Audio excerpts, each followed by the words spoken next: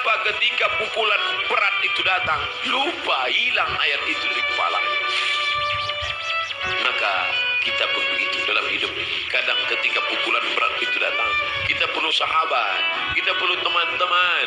Saat ini Abdul Somad yang mengingatkan, saat ini Abdul Somad yang membacakan. Tapi sampai masanya pukulan berat itu datang bertubi, Abdul Somad pun lupa. Siapa yang akan mengingatkan dia? Ada sahabat-sahabat, sahabat-sahabat dakwah semua. Abdul Somad bukan guru, Abdul Somad bukan imam, Abdul Somad bukan syekh, Abdul Somad bukan habib. Abdul Somad hanyalah seorang sahabat dakwah yang saling mengingatkan, watawasau bil haq, watawasau bis sabr. Hari ini aku mengingatkan engkau saudara, tapi besok aku boleh lupa, besok aku boleh lalai. Kalian yang akan mengingatkan. Ustaz Somad dulu yang ceramah tentang ini, Ustaz Somad dulu yang kenapa engkau lupa Ustaz? Hari ini subuh ini yang penuh berkah. Allahumma barik li ummati fi bukuriha. Ya Allah, berkahi umatku ini pada waktu pagi, pada waktu subuh. Lalu kemudian berita itu sampai kepada Umar. Umar tak dapat menguasai jiwanya. Ternyata cinta mengalahkan ayat. Ternyata cinta mengalahkan semuanya. Tapi ada orang tua yang sanggup membuat perang itu terjadi. Bagaimana dengan sahabat yang lain? Bilal tidak sanggup tinggal di kota Al-Madinah Al-Munawwarah. Bagaimana mungkin dia bisa sanggup tinggal di sana? Setiap subuh dia akan mengetuk pintu itu. Dan mulai besok Selasa, kalau dia ketuk pintu itu tidak ada lagi yang keluar. Bagaimana mungkin dia sanggup tinggal di sana? Dia tinggalkan kota Madinah.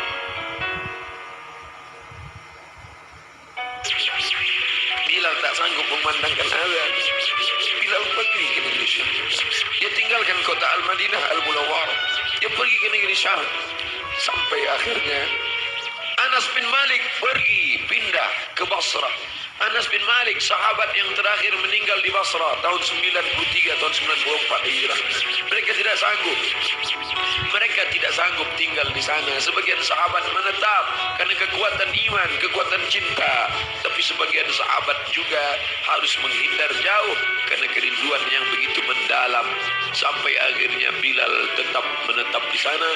Sampai akhirnya Umar merasa perlulah Bilal kembali sekali-sekali. Datanglah Bilal ke kota Al-Madinah Al-Munawwarah. Aku tidak sanggup, kata Bilal. Bagaimana aku akan mengumandangkan azan di sana? Yang biasanya kalau aku mengumandangkan azan, setelah itu aku iqamah. Kalau aku iqamah ada yang keluar dari kamar itu. Nanti kalau aku iqamah tidak ada yang keluar dari sana. Tidak sanggup aku. Sampai akhirnya datang Sayyidina Al-Hasan, Sayyidina Al-Husain. Bilal tidak sanggup menolak. Ini yang meminta adalah cucu Nabi Muhammad sallallahu alaihi wasallam. Datanglah Bilal ke kota Al-Madinah. Kami tahu cintamu kepada Nabi luar biasa. Kami tahu engkau bersama dengan Nabi sallallahu alaihi wasallam. Kami tahu bahwa engkau amat sangat kagum besar cintamu. Tapi datanglah. Bilal tak sanggup menolak. Yang akan dia temui ini bukan orang biasa, tapi cucu yang mengalir darahnya dalam darah mereka. Maka dia datang. Hari itu Bilal datang ke kota Al-Madinah. Bilal mengumandangkan azan subuh. Terdengar suara Bilal. Allahu Akbar, Allahu Akbar. Sahabat mendengar suara yang tak pernah mereka dengar. Itu suara orang yang dulu ketika azan berkumandang pasti Nabi akan keluar. Kalau begitu Nabi hidup lagi, kata mereka. Itu dulu suara, dulu sudah lama kami tak mendengar suara itu. Berarti dia sekarang sedang berada di Madinah. Berarti dia sedang datang sekarang. Kami ingin mendengarnya.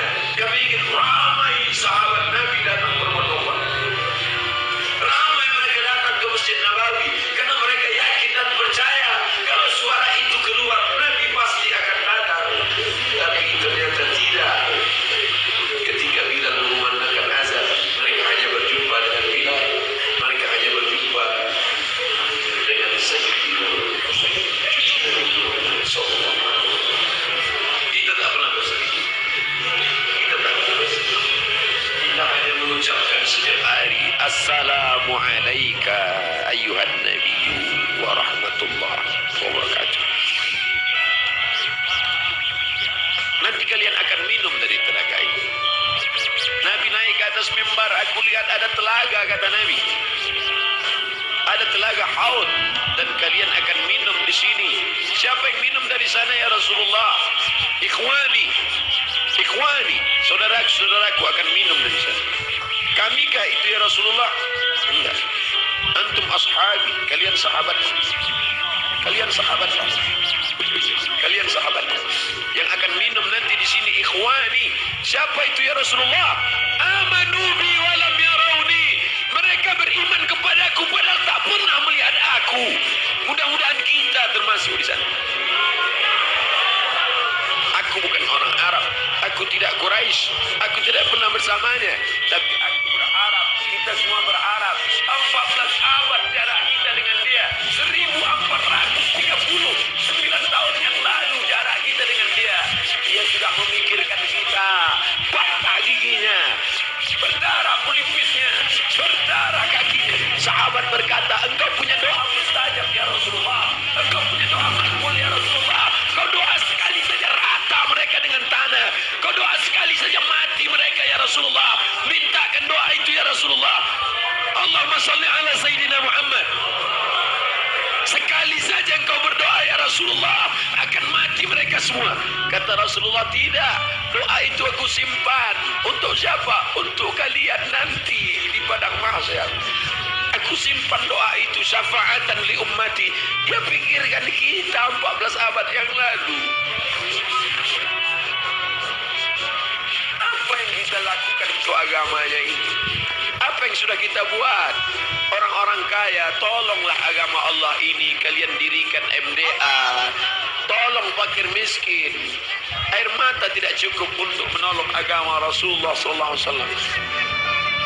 Pemimpin-pemimpin, raja-raja, sultan-sultan, kalian semua akan mati menghadap Allah. Satu-satunya syafaat hanyalah syafaat Rasulullah SAW. Sungguh ini, bapak-bapak dari kepolisian, bapak-bapak dari TNI, hadirin hadirat sekalian, kita semua insya Allah mendapat syafaat Nabi Muhammad SAW. Cinta kita mendalam. Abdul Somad, kau bukan siapa-siapa. Mereka mendengar kau bicara karena yang keluar dari mulutmu itu hanyalah sabda Rasulullah SAW. Kau hanya meminjam kemuliaannya. 0,001% yang dipinjamkannya ke mulutmu. Kau hanya cerita tentang dia. Mereka sayang kepadamu karena dia. Allahumma salli ala Sayyidina Muhammad. Kami cinta kepada Allah, kata Yahudi. Kami cinta kepada Allah, kata Nasrani. Kami cinta kepada Allah. Qul, katakan, in kuntum tuhibbun Allah. Kalau memang betul kalian cinta kepada Allah, fattabi'uni, ikuti aku. Tidak ada yang diterima di akhirat kecuali orang yang mengikuti Muhammad. Asyhadu an la ilaha illallah wa asyhadu anna Muhammadan Rasulullah. Kerinduan kita kepada dia. Mereka dulu mencium wajahnya, mereka dulu mencium tapak tangannya. Apa kata Anas bin Malik, orang yang paling beruntung itu? Qadimtun Nabi 10 sinin, aku melayani dia 10 tahun lamanya. Sendalnya aku bawakan, air wuduknya aku siapkan, aku berjalan di belakangnya, aku cium tapak tangannya, lebih halus dari sutra, lebih harum, atyabu min rihil miski, lebih harum dari semerbak kasturi.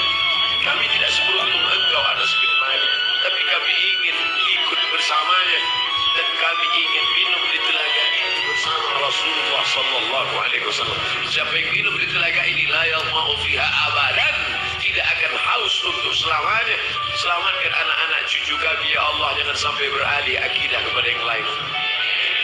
Kerinduan kita kepadanya hanya dapat kita lakukan dengan 1, dengan 2, dengan 3. Tolong agamanya, dan kita perbanyak selawat. Asal datang rindu dalam hati selawat. Allahumma salli ala Sayyidina Muhammad wa ala ali Sayyidina Muhammad. Tapi dia juga masih punya keturunan. Ada keturunan itu tetap terjaga. Para habaib kita, Habib Umar bin Hafiz, para ahli bait yang ahlus sunnah wal jamaah, ahli bait yang mencintai Umar tapi juga mencintai Ali, ahli bait yang mengagungkan Ali tapi juga tidak mencaci maki Abu Bakar, Umar, Uthman, karena ada juga yang mencaci maki Abu Bakar, Umar, Uthman. Ikutlah ahli bait, ikutlah keturunan Rasulullah sallallahu alaihi wasallam yang tidak membeda-bedakan antara sahabat. Mereka tetap berkata Abu Bakar Siddiq radhiyallahu anhu, Umar ibn Khattab radhiyallahu anhu.